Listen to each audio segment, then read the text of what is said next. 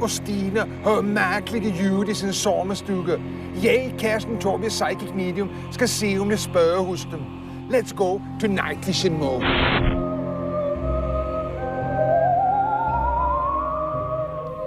Ja, nu sitter jag här med Sven och Karin.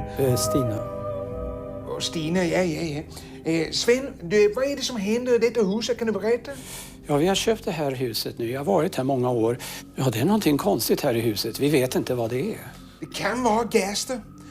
Jag, Karsten Torbjörn, Psychic Medium och min kollega Rashid, vi var här igår kväll och monterade upp såna här Super Night Vision-kameror direkt från NASA. Sen lät vi dem filma detta huset hela natten. Ingen var här. Och om det är gäster så syns det på bandet här nu. Vi må titta på detta och är det en gäst så kostar det 11 800 danska kronor att ta bort dem. Ja, nu är den sista Night Vision-kameran inställd. Nu lämnar jag och Rashid huset så får vi se.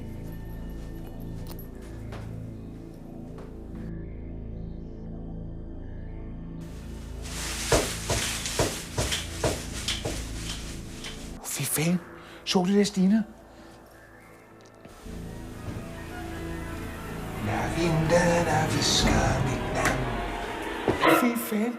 Under alla mina år som Psychic Medium har jag aldrig sett tydligare bevis på att det är gäster i huset. Så ge mig mina pengar, då ska jag lova att dessa kommer försvinna. Nej, vi vill gärna titta lite mer. Ja, vi må titta lite mer nu.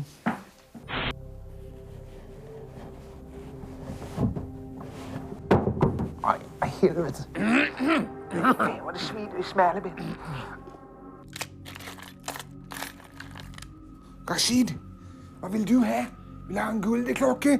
Eller vill du ha ett Stines pärlehalsband? Vill du pärlehalsband? Ja. Rashid, för helvete, du skulle klippa bort detta. Jag tror jag tar guldklocka. Nej, nu må vi inte titta något mer på... Så tar jag lite andra grejer. Nu lägger vi tillbaka. Rashid, kom och kolla! Ja, det är, vi måste stänga av nu. Nu vet vi att det är gäster här. Rashid, de har gammeldansk.